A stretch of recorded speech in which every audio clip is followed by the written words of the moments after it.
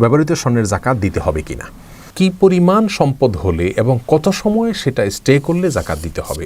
চলুন তাহলে আর বিলম্ব না করে ইতিমধ্যে যে সমস্ত প্রশ্ন চলে এসেছে আমাদের কাছে সেগুলোর উত্তর দেওয়ার পালায় প্রবেশ করি। পাওনা টাকার জাকাত কে দিবে? অর্থাৎ আমি কারোর কাছ থেকে হয়তো আমার টাকা পাওনা আছে, আমি তাকে লোন দিয়েছি, তাহলে আমার এই লোনের টাকাটার জাকাত যিনি লোন নিয়েছেন পাওনাদার দেনাদার তিনি দিবেন নাকি আমি পাওনাদার হিসাবে আমি দেব? উত্তর হলো আমাকে দিতে হবে। অর্থাৎ যিনি লোন দিয়েছেন তিনি টাকার মালিক, যিনি লোন নিয়েছেন তিনি টাকাটার মালিক নন, যার কারণে যিনি লোন দিয়েছেন তাকেই জাকাত দিতে হবে। এক্ষেত্রে একটু ব্যাখ্যা রয়েছে।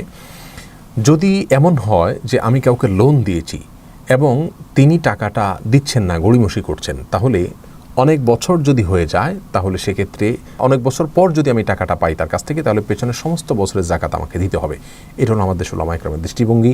সৌদি আরব উলামা ইকরামের অনেকের দৃষ্টিভঙ্গি হলো ভিন্ন। এক্ষেত্রে তারা বলেন, ইবনে উসাইমিন রাহিমাহুল্লাহ সহ অনেকে বলেছেন যে পাওনা টাকার জাকাত, আপনি কারোর কাছে টাকা পাওনা আছে তো অনেক বছর পরে তিনি যদি আপনাকে টাকাটা ফেরত দেয় তাহলে সর্বশেষ বছরের জাকাত আপনি দিবেন, শুধু বাকি বছরের জাকাত দিতে হবে না। আবারও বলছি, আমাদের দেশে উলামা ইকরামের দৃষ্টিভঙ্গি এক্ষেত্রে কথার কথা একজনকে আপনি টাকা হাওলাত দিয়েছেন, ধার দিয়েছেন, তিনি 4 বছর 3 বছর বা 5 বছর পরে টাকাটা ফেরত দিয়েছে, তাহলে ফেরত আসার পর আপনার এই পেছনের প্রত্যেকটা বছরের জাকাত আপনাকে দিতে হবে। আর যদি তিনি টাকাটা দেবেন সে আশা আপনার রয়েছে, সেই হিসাবে আপনি আগে থেকে জাকাত দিয়ে যান বছরে বছরে, তার কাছে টাকাটা পাওনা রয়েছে, সেই পাওনা টাকাটা আপনার সম্পদের সাথে যুক্ত করে আপনি সেটা হিসাব কাউন্ট করে বছর বছর দিয়ে যান, তাহলে তো যখন আপনি টাকাটা পেয়ে গেলেন তখন আর বিগত বছরে জাকাত দেওয়ার প্রশ্ন আসে না। তাহলে পাওনা টাকার জাকাত যিনি টাকার মালিক অর্থাৎ যিনি লোন দিয়েছেন তাকেই দিতে হবে, যিনি লোন নিয়েছেন বা দেনাদার তিনি পাওনা টাকার জাকাত দিবেন না। এরপরে 7 নম্বর প্রশ্ন হলো, পাওনা টাকা জাকাত হিসাবে কেটে দেওয়া যাবে কিনা।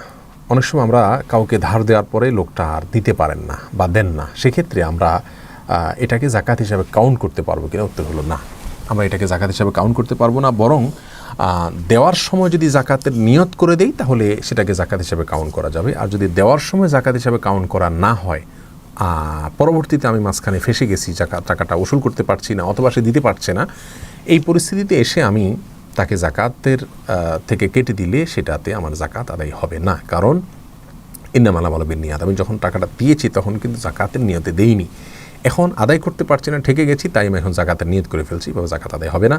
যদি জাকাত আদায় করতে হয় তাহলে ওই ব্যক্তিকে আগে কিছু টাকা দিতে হবে, সেই যেহেতু ঋণগ্রস্ত ব্যক্তি হিসাবে তাকে জাকাত দেওয়া যাবে, সেই হিসাবে জাকাতের টাকা আপনি তাকে দিবেন, দিয়ে তার কাছ থেকে টাকাটা আবার লোন পরিশোধ হিসাবে নিয়ে নেবেন। এভাবে করলে জাকাতের টাকা আদায় হবে। 8 নম্বর প্রশ্ন হলো, ব্যবহৃত স্বর্ণের জাকাত দিতে হবে কিনা। এর উত্তর হলো, ব্যবহৃত স্বর্ণের জাকাত দিতে হবে, এটাই হলো বিশুদ্ধ মত। যদিও বিদ্বানদের মধ্যে মতপার্থক্য রয়েছে, কোনো বিদ্বান বলেছেন যে ব্যবহৃত স্বর্ণ অলংকার যেগুলো মহিলারা ব্যবহার করার জন্য রেখেছেন এগুলোর জাকাত দিতে হবে না। কিন্তু রাসূল করিম সাল্লাল্লাহু আলাইহি সাল্লামের কাছে একজন মহিলা আসছেন, তার হাতে চুড়ি ছিল, তিনি বলেছেন এগুলো জাকাত দাও কিনা, তখন তিনি বলেছেন না দেই না। তখন রাসূল করিম সাল্লাল্লাহু আলাইহি সাল্লাম বলেছেন, তুমি কি চাও আল্লাহ সুবহানাহু ওয়া তাআলা তোমাকে জাহান্নামে 2টা চুড়ি পরাকের কারণে? এই হাদিস থেকে বোঝা যায় যে অলংকারেরও জাকাত দিতে হয়। এছাড়া সাধারণভাবে কোরআনে কারিমে স্বর্ণ এবং রূপার ক্ষেত্রে আল্লাহ সুবহানাহু ওয়া তাআলা বলেছেন, আল্লাযীনা ইয়াকনুজুনা আয-যাহাবা ওয়াল ফিদ্দাতা ওয়া লা ইউনফিকুনহা ফি সাবিলিল্লাহ ইলা আখির আয়া। এই আয়াতে জাকাত এবং স্বর্ণ এবং রূপা এগুলো যদি কেউ সঞ্চয় করে এবং জাকাত না দেয় তার জন্য শাস্তির কথা বলা হয়েছে। এখানে সাধারণ স্বর্ণের কথা বলা হয়েছে, অলংকার গায়ের অলংকার সব কিছুর জন্য। যার কারণে বিশুদ্ধ মত হলো ব্যবহৃত স্বর্ণেরও জাকাত দিতে হবে যদি সেটা নেশাব পরিমাণ হয় এবং বছর পূর্ণ হয়। 9 নম্বর প্রশ্ন হলো, ভাই বোনকে জাকাত দেওয়া যাবে কিনা। উত্তর হলো হ্যাঁ, ভাই বোনকে জাকাত দেওয়া যাবে যদি তারা অভাবী হন, তারা যদি ফকির অথবা মিসকিন এই 2 ক্যাটাগরির কোনো একটাতে অথবা ঋণগ্রস্ত কোনো একটা ক্যাটাগরি 8টা খাতের কোনো একটা খাতের মধ্যে তারা যদি পড়ে যান তাহলে তাদেরকে জাকাত দেওয়া যাবে। কারণ ভাই বোন বা রক্ত সম্পর্কীয় আত্মীয় তাদেরকে জাকাত দিলে বরং ডাবল সওয়াব হয়, আত্মীয়তার সম্পর্ক রক্ষা করা এবং অভাব মোচন এবং জাকাত আদায় করা 2টা সওয়াব আপনি পাবেন। অতএব ভাই বোনকে আপনি জাকাত দিতে পারবেন। 10 নম্বর প্রশ্ন হলো, স্ত্রীর গহনার জাকাত কে দিবেন। এর উত্তর হলো, স্ত্রীর গহনার জাকাত স্ত্রীকে দিতে হবে। ইসলামের দৃষ্টিতে নারীদের সম্পদের অধিকার নারীদের, সেখানে পুরুষদের কোনো অধিকার নাই, দায়ও নাই। তো স্ত্রীর সম্পদের মালিক তিনি, অধিকার সম্পন্ন তার, অতএব দায়ও তার, তিনি তার স্বর্ণের জাকাত দিবেন। অনেক সময় আমাদের অনেক মা বোনরা প্রশ্ন করেন যে আমাদের তো অনেক স্বর্ণ আছে, নগদ টাকা নেই, জাকাত দেবো কীভাবে? তো স্বর্ণ বিক্রি করে দিবেন। কথার কথা, আপনার যদি এই স্বর্ণগুলোর কোনো সার্ভিস আপনার করা লাগে তো আপনি সার্ভিসটা কীভাবে করবেন? বছরে যদি একটা সময় যদি আপনার এটাকে সার্ভিস করা লাগতো কথার কথা, তাহলে আপনি কীভাবে করতেন? স্বামীর কাছ থেকে চেয়ে নিতেন, ব্যবস্থা করতেন, তো এক্ষেত্রে আপনি স্বামীর কাছ থেকে চেয়ে নেবেন অথবা কিছু স্বর্ণ বিক্রি করবেন বা যেভাবে হোক আপনাকে ব্যবস্থা করতে হবে। ইসলাম মেয়েদের হাতে কোনো টাকা থাকবে না সেটা চায় না, এই জন্যই তো মোহরের ব্যবস্থা রেখেছে এবং আরও নানা উপায়ে মেয়েদের কাছেও টাকা থাকবে, তারা তাদের টাকা থেকে জাকাত দিবেন।